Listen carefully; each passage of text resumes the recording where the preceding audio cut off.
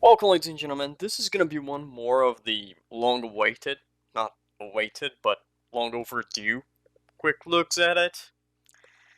And this time we're gonna be talking about Phantom Doctrine. Holy fucking hell, I put a lot of time on this game.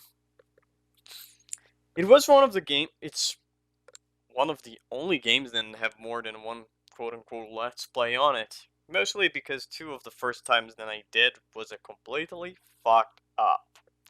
But that doesn't come to account right now. A long time passed, almost a year, if not entire year, even more. And I think it's finally time, to be honest. As I said, it really passed the time for me to do one about it. And I'm not going to lie, I already tried more than twice, I think. Have a couple of old ones recorded, and for some reason it never felt right. It never felt like the real good thing. Mostly one of the reason is when I finished the game the first time, uh, I made like a 30-minute video, quote unquote, a 30-minute thing after while the credits roll, even after I think the credits roll, I put it there. And to be honest, I think that was in reality the quick look at it. But alas, as many things, I decided it was like too long, and there was not much gameplay. There was not much things to show for it, so I'd say to scrap it. My opinion, a huge fucking mistake. But well, here we are again, and I just start playing the game again. Do one more extended mode campaign, CIA, famous just because. And in the end, I really my and in the end, my opinion don't change about this game no matter how much time I played, how much time passed without me playing. I highly enjoy it. There is flaws in the game, and one of the flaws, it's not on the game itself, maybe was mine, and you can probably see if you watch like 2 or 3 episodes of any of the Let's Play. Except on the last one. The last one, if you just see the end parts, like half to the end, you see that I kind of caught up a little bit. So let's go over the things that I always go. First, artwork. In many ways, the artwork of Phantom Doctrine is one of the best things of this game. The cutscenes, quote unquote, are amazing, and I have to say, this review gonna have spoilers along the way, so I'm gonna try and maintain to the minimum, but it will have nonetheless. My favorite cutscene slash artwork was the Undertow, when you finally caught him. But, nonetheless, the artwork is great, not only on the portraits, but on the cutscenes itself, the design. The entire art style of the game is very cool, very gritty. It does fit the thematic, and I really love. Now, soundtrack. It's interesting because, again, the soundtrack for Phantom Doctrine, it fits. And it's strangely enough, it's not memorable in any way except for the end one. Like the last music, the last piece of soundtrack when that you listen on the last cutscene, quote unquote, it does give me a little bit of a punch, and I really enjoy it. It does fit and does make you feel like the weight. Gameplay wise is one of the biggest things. And that was when I and probably many people like didn't quite get it at the beginning, and I'm going to explain.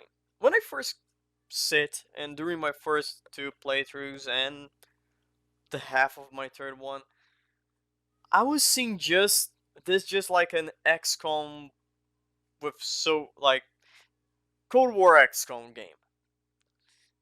And because of that, I think I had a worse time than I could.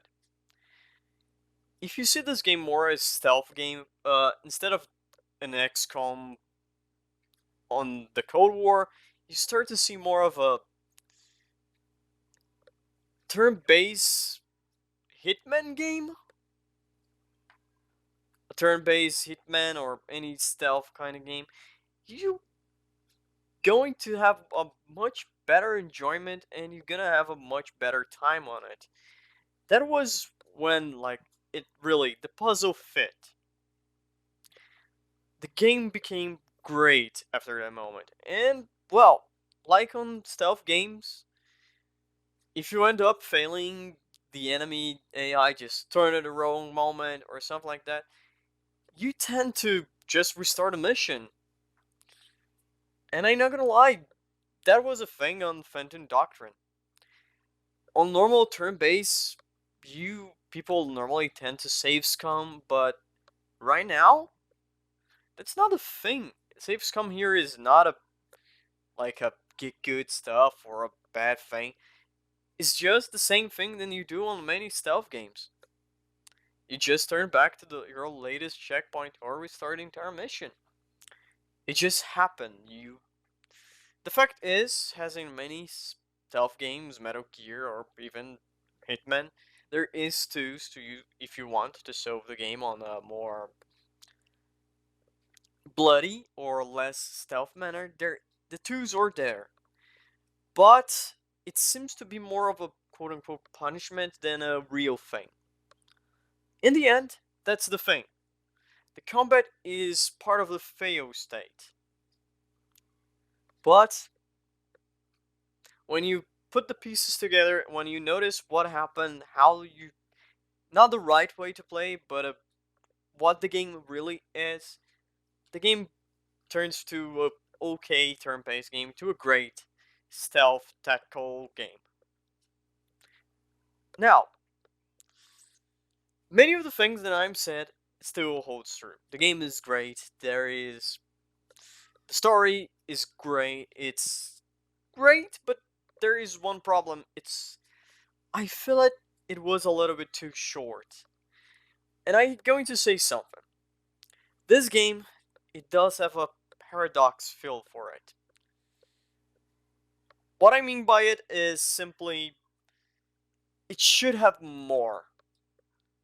With a couple DLCs to fill the gaps, to extend the campaign. With a new campaign, maybe, but MI6 for fuck's sake. Wow, we're talking about a spy game. It could be better. It could fit a lot better. But, sadly as it is, the game is finished, quote unquote. There was a couple of problems with the developer and the publisher, and because of that, there will not be further development. A couple of people on the team got out. I don't know the full story about it, but that's the gist.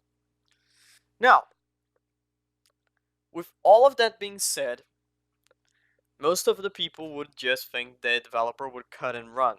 Develop the product, it was finished, shelve it, sell it, 1.0, patch the last, and good riddance. I have to say that I commend the developer for not doing that. They not only stick to the game from from the 1.0, the release version, into a couple of other balance patches, but they kept their promise to give mod support. Sadly enough, the game didn't pick that up, and there is not that much mods. To be honest, there is very few mods for this game. But their promise was kept. Not only that, but they even did some balancing from community feed, from the diff code on the gunplay, because there was a lot of problems with the gunplay on the beginning. Mostly because it was not highly or well explained during the game. But again, combat was not supposed to be the main thing of the game. And for example, the balance of the actor perk. The actor perk was an overpowered thing, and it's funny because on the last time I played, the last playthrough, you can see the balancing be real. From the moment it really, the patch who quote unquote fix, balance, or nerf the perk happened really during a mission. I had to cut the mission off, do some stuff on them during, and when I came back, the patch was released, and there it was. But time after, the developer literally said, well, we still intend the actor perk to be on that way, where, for example, it was completely OP as fucked. So, we will still allow people to play with that. Right now, there is simply an option. You can go on the option menu and toggle the perk off. Not on and off, but the nerf on and off.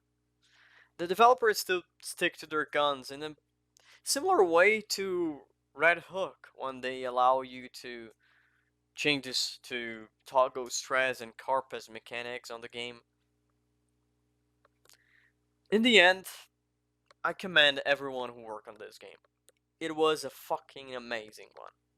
Now, with all of that bullshit out of the way, as you already noticed, I fucking love this game. I have to tell you one moment where really the thing hit. So, on my last playthrough, there was something. There was the Undertale moment.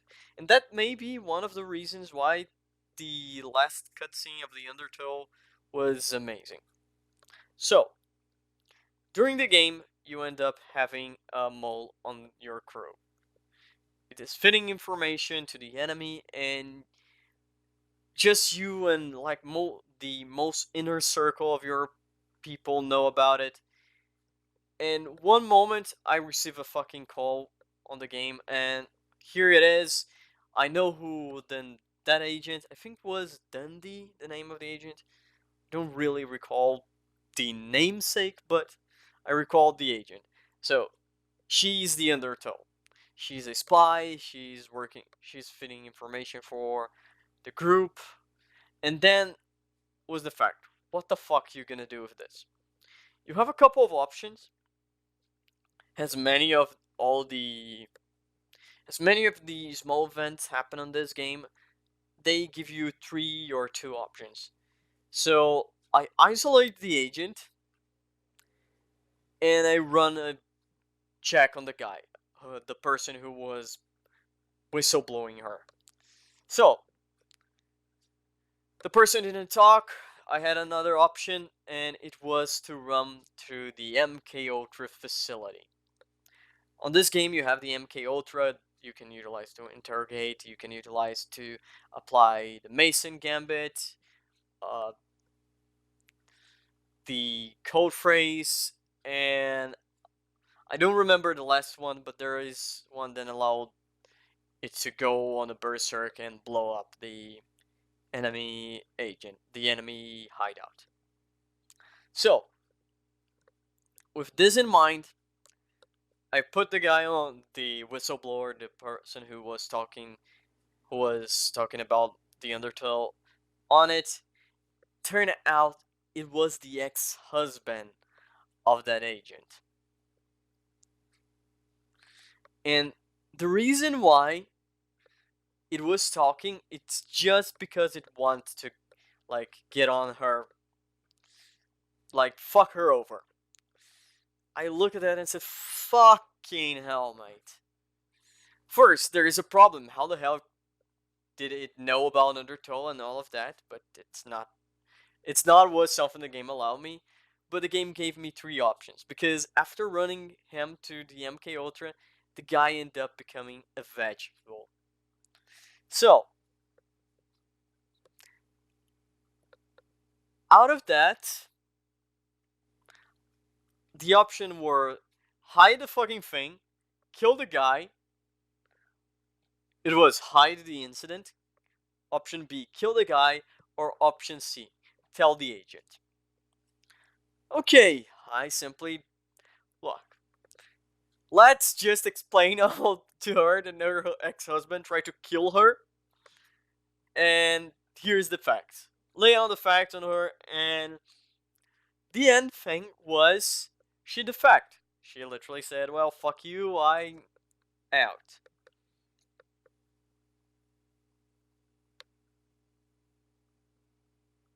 So, what the fuck did I do?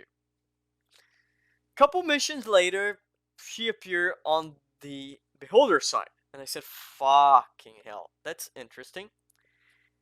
Well, I ended up capturing her, pass her to the MK Ultra, put the two, I think it is the Mason Gambit and the code phrase on her, so I could use her on another fucking op. Later that, she appeared on the other op, I utilized her, get my agent out, and the girl was back. Back to the fold. This small event that happened during the playthrough, was priceless. It was one of the best ways to really put put a weight and a little bit of a personality to your agents. From an agent who just got in, who fuck us by signing to a computer magazine and end up having virus on our computers, to one of my agents having cancer during the playthrough, and because I was overly cautious and throwing money at problems, we end up curing him. There was a lot of good things in this game. A lot of events then really create a little bit of a connection between you and your agents, who, in the end, are mostly like just portraits. So, ladies and gentlemen, thank you for watching. I highly recommend Phantom Doctrine, and see you guys next time.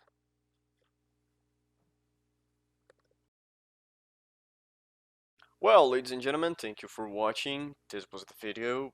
If you enjoyed, leave it a like. If you didn't, leave it a dislike. If you have anything to say, please leave a comment. And if you want to see what the hell is gonna be coming next on this mess, subscribe. And see you guys on the next episode.